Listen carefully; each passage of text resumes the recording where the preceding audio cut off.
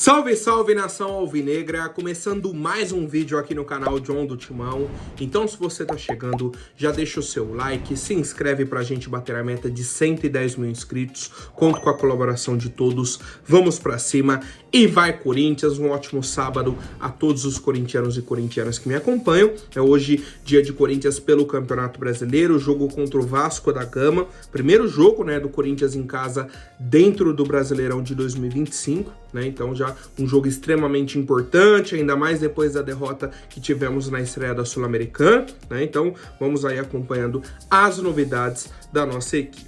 Peço que me acompanhe nas redes sociais, Instagram, TikTok, Kawaii, Twitter, todos os links na descrição. Vamos pra cima e, editor, pode rodar a vinheta. Salve o Corinthians! Bom, família, já quero começar o vídeo mandando um abraço para o senhor Renato Viudes, né, da cidade de Santos. Então, Baixada Santista, né, litoral de São Paulo. Filho dele, o Alexandre, aqui de Tatuapé. Então, um abraço aí para a família corintiana. Vamos para cima e vai Corinthians. Hoje, 6h30, né, então 18h30, rola a bola na Neoquímica Arena para Corinthians e Vasco. O último jogo entre Corinthians e Vasco na Arena foi no ano passado, foi 3-1 para o Corinthians, né? Um jogo que o Yuri tava machucado ou suspenso e o Memphis tinha tomado o terceiro amarelo. O Memphis eu tenho certeza que era suspensão. O Yuri eu não lembro agora se era lesão ou suspensão, tá? Mas tivemos aí o ataque com Thales e Romero e, cara, fomos muito bem. Foi 3-1 pro Corinthians e o gol que a gente sofreu foi numa falha do Hugo Souza, né? Então, assim, tava 3-0 pro Corinthians, 2 gols do Garro, um gol do Gustavo Henrique. E, cara, é uma nova temporada, né? Um novo jogo, o time do Vasco se reforçou, o Corinthians teve algumas mudanças também, então é tudo do zero para que a gente possa fazer aí um bom resultado e começar o Campeonato Brasileiro com o pé direito, tá? Informações muito importantes para o torcedor corintiano. A arbitragem é do Anderson Daronco, então vocês já sabem aí como é o estilo de arbitragem dele. Transmissão do jogo apenas pelo Amazon Prime Video. Não vai passar em nenhum outro lugar, apenas no Amazon Prime Video, né? Então, são as novidades aí do Campeonato Brasileiro de 2025. E aí, já temos a provável escalação do Corinthians, tá? No gol, Matheus Donelli, né? Vai ter essa sequência aí como titular. Na defesa, Mateuzinho, Félix Torres, o Gustavo Henrique é dúvida por conta do desconforto que sofreu, então podemos ter o André Ramalho na defesa e o Angileri vai fazer um teste antes do jogo para ver se vai entrar em campo ou não. Meio campo, Ranieri, Martínez, Carrilho, e aí a tendência é que o Coronado jogue e no ataque Yuri e Memphis, tá? Então a gente aguarda aí qual vai ser a decisão do Ramon Dias, né? Se vai mudar ou não esse trio de ataque, se vai voltar à escalação com 4 meio-campistas, o Breno Bidon pode ter oportunidade e tudo mais, tá?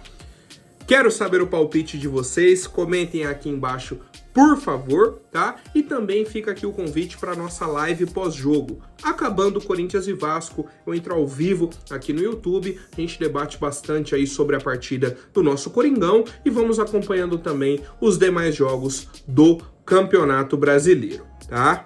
Um ponto importante dessa partida, sobre a questão de torcida do Corinthians, não teremos nada das organizadas, né? Então, em quesito de instrumentos, roupas, faixas, nada que tenha o nome da Gaviões da Fiel, Camisa 12, Fiel Macabra, Pavilhão 9, Estopim da Fiel e Coringão Chopp. As 6 organizadas do Corinthians foram punidas pela Federação Paulista de Futebol por conta da situação que tivemos na final do Paulistão, né? A questão ali de sinalizadores, os fogos de artifício e tudo mais, tá? Então, a Federação Paulista entrou com um pedido, os órgãos, né, de segurança pública do estado acataram, e aí o Corinthians está punido até o fim do ano em todo o Brasil. Então, qualquer estádio que tivermos, praças esportivas, né, que eles falam, então, por exemplo, até um jogo de basquete, um jogo de qualquer outra modalidade, não poderemos ter a presença aí de faixas, bandeiras, qualquer objeto, né, que tem aí a identificação dessas torcidas organizadas. Cara, é algo que eu venho pensando já há algum tempo, que é o seguinte: se a punição for para todo mundo, opa, ok. Então, eles têm aqui um método. Se alguém descumprir essa regra, a punição é padrão. O grande problema é, a gente teve a torcida do Santos recentemente, que fez a mesma coisa, jogando rojão dentro do campo, o torcedor invadiu, agrediu o Cássio, e a punição para o Santos, né? A punição para o Santos não foi nesse nível. A gente teve questão da torcida do Palmeiras, né? Com a torcida do Cruzeiro, o pessoal tacou fogo num ônibus, com pessoas dentro. A punição foi só no estado de São Paulo. Fora do estado de São Paulo, a torcida organizada do Palmeiras pode utilizar ali bandeiras, objetos, tal. Para a torcida do Corinthians, a punição foi maior, né? Então, é aquilo que eu falo, se a punição for para todos, ok. A punição é essa, todo mundo já sabe, quem descumprir vai sofrer a punição, ponto. Vou trazer outro exemplo aqui. O Corinthians foi o único time punido da Série A do Campeonato Brasileiro por cantos homofóbicos da arquibancada. E a gente teve um monte de denúncia de outros times, filmagem, tudo, e os times não foram punidos. Teve um jogo Corinthians e Vasco, né? Inclusive é o jogo de hoje, um jogo Corinthians e Vasco na Arena, que foi com portões fechados, sem torcida. Inclusive, né, adicionando, vou lembrando de informações, o técnico do Vasco naquele jogo era o Ramon Dias. Ele falou, pô, tive a oportunidade de treinar o Vasco e enfrentar o Corinthians, mas foi com portões fechados, né? Então não pude acompanhar a atmosfera da torcida aqui dentro da arena. Olha como são as coisas, né? Se vai ter punição para cantos homofóbicos, e que deve ter,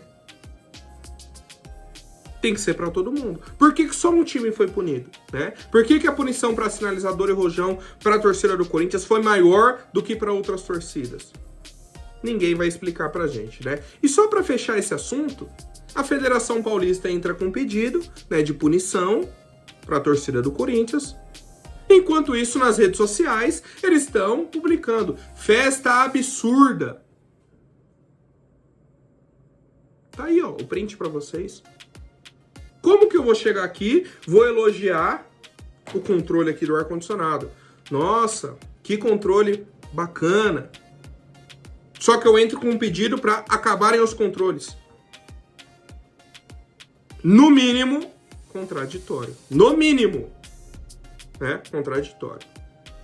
Guardamos aí atualizações, novidades e tudo mais, tá?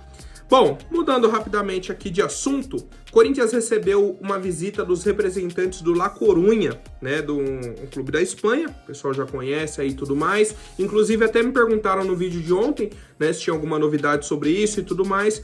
Cara, é basicamente ali uma troca de informações entre o setor de marketing e comunicação do Corinthians com o setor de marketing e comunicação do La Coruña. Só isso, tá? Não tem nada ali de negociação, projeto, nada. É só a questão ali mesmo dessa troca, né, do pessoal de comunicação. Pô, quais projetos que vocês fizeram lá e deram certo? O que dá pra gente usar aqui, tal. É na base ali do marketing e da informação, tá? Seguindo com as novidades. Cara, a situação da dívida do Corinthians, quando a gente acha que tá melhorando, né, quando parece que tá seguindo um rumo, a gente consegue ali o RCE e tudo mais. Ontem vazou um documento, né? Sempre no Corinthians vazando documento e tudo mais. Um documento que foi enviado ao CORE, basicamente um rascunho do balanço financeiro do Corinthians do ano passado, em que a dívida teria aumentado em 700 milhões de reais. Só no ano passado. Isso é absurdo. Como que em um ano ele já aumentou em 700 milhões de reais? Isso que a gente está falando de um ano, o primeiro ano do Augusto Melo, naquele discurso de pagar as contas e tudo mais. Isso eu tô falando só do Augusto Melo, tá? Sobre os outros presidentes, para quem quiser ver, é só buscar vídeo meu do ano passado, ano retrasado e anterior, só buscar lá. Mas enfim. Deu uma hora mais ou menos que tinha saído esse documento, essa informação de que a dívida do Corinthians teria aumentado em 700 milhões, o Corinthians soltou uma nota oficial, dizendo que a reunião do CORE, que é o Conselho de Orientação, o pessoal que é membro da diretoria do Augusto Melo não foi convidado, e que não sei o quê, e tal, e foi, beleza.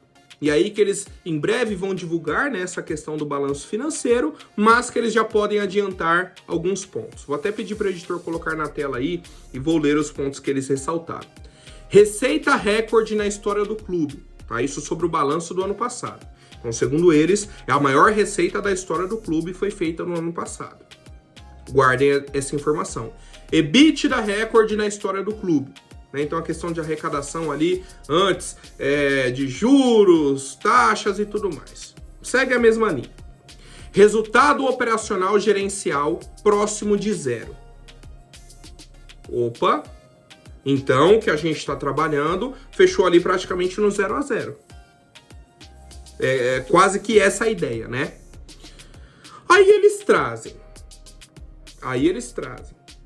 O operacional gerencial foi próximo a zero, então não gerou dívida. No tópico abaixo, aumento da dívida, com impacto gerencial da atual gestão, estimado em cerca de 400 milhões. Pagamentos de juros em 2024, próximo a 300 milhões, relativos a dívidas de gestões anteriores. Reconhecimento no balanço de dívidas herdadas de gestões passadas que não estavam contabilizadas anteriormente. Então, vamos começar pelo último aqui. Tem dívida de gestões passadas que não estavam contabilizadas. Como que o balanço financeiro, então, do Duílio foi aprovado? Primeira pergunta que eu tenho.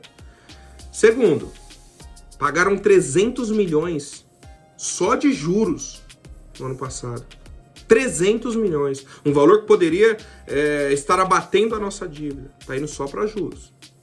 E fora tudo isso, tivemos um aumento da dívida de 400 milhões de reais. Então, no fim das contas, né, o valor que a gente tinha ali de 700 poderia ser a soma desses dois valores, ou então os 400 gerados pela gestão Augusto, mais essa dívida herdada das gestões anteriores que não estavam contabilizadas. Qual que é o valor real? Porque é muito fácil vir aqui, não, tem dívida da gestão passada. Quanto? O quê? Vocês nunca mostram para o torcedor. É muito fácil chegar e falar que é culpa da gestão passada. E eu sei que a gestão passada foi péssima. Péssima. Mas enquanto vocês não estiverem ao lado do torcedor, fica difícil. Enquanto vocês ficarem ali na casinha de vocês, né, na cúpula de vocês, fechadinhos, não, vamos resolver, a gente dá um jeito, tal. E aí, quando estoura a bomba, é isso daí, né? Quando sai na imprensa essa situação, fica difícil.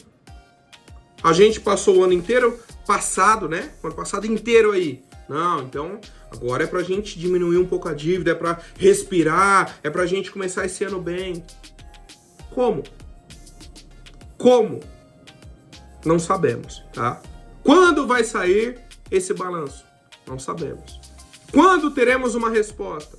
Não sabemos.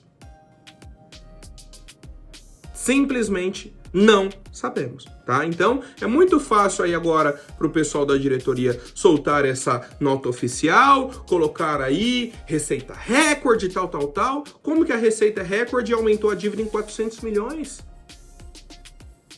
Alguma coisa tá errada. Alguma coisa está errada, né? E ainda assim pagou 300 milhões de juros. Tá difícil, cara.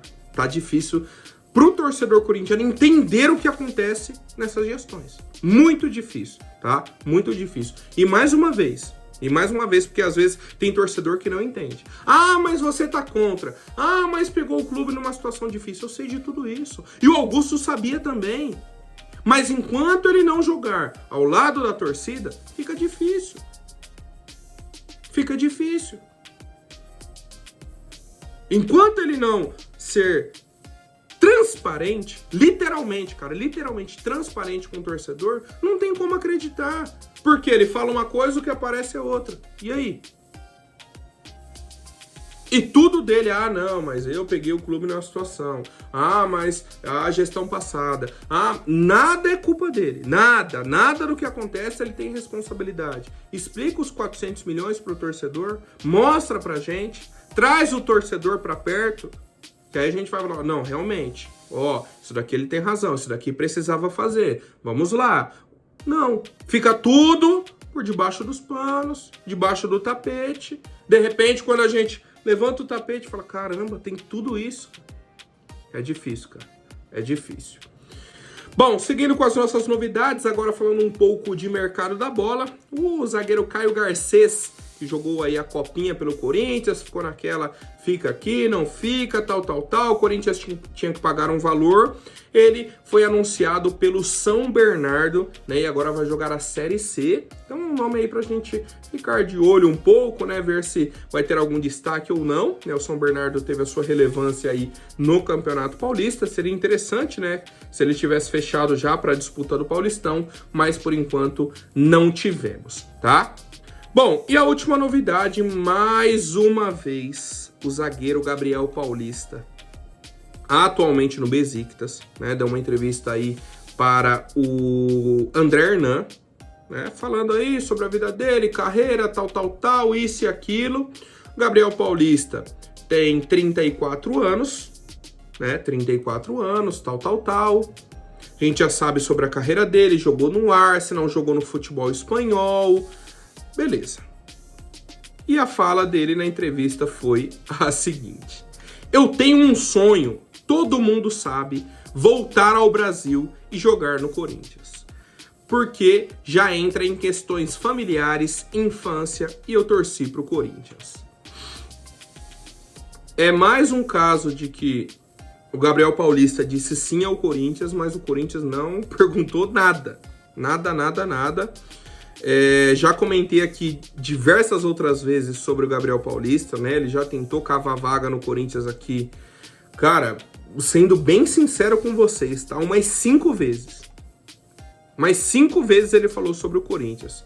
A dúvida que eu tenho sobre o Gabriel Paulista é por que ele não tentou antes isso? Quando tava ali com 30, 31 anos. Mais novo um pouco, né, tendo ali essa oportunidade. Ele tá sendo recusado desde aquela idade? Porque se for isso, aí beleza, ele vai argumentar, ó, desde que eu tô ali com 30 anos, já tentei vir pro Corinthians e o pessoal não me aceita. Opa, aí é um ponto dele. Agora, chegar agora, que tá perdendo espaço no futebol europeu, né, tava ali no Atlético de Madrid, ficou, rodou, não, veio pro Besiktas, foi pro futebol da Turquia. Então, obviamente, caiu de escalão. Ah, não, eu tenho um sonho, eu quero jogar isso, aquilo, tal. Cara, se fosse para contratar o Gabriel Paulista, eu acho que a nossa diretoria já teria contratado ele antes, né? Porque ele, obviamente, conseguiria um acordo ali no time do Besiktas e tal. Ele já falou, né, que já quer jogar aqui, tal. Então seria assim, ó, a vontade do atleta, junta com o Corinthians, faz um acordo, ele viria. Se ele já implorou para jogar no Corinthians e a diretoria nem ligou, nem fez nada, é porque a gente não tem interesse. Eu entendo assim, tá? Eu entendo dessa forma o posicionamento da nossa diretoria. Então, cara, mais uma vez o Gabriel Paulista afirmando que quer jogar no Corinthians e o Corinthians simplesmente ignorando, né, todas essas entrevistas e tudo mais do Gabriel, tá? Quero saber a opinião de vocês, família. Se gostou, deixa o like no vídeo, vamos pra cima e conto com a participação de todos na nossa live pós-jogo aqui no canal John do Timão. Um abraço e vai Corinthians!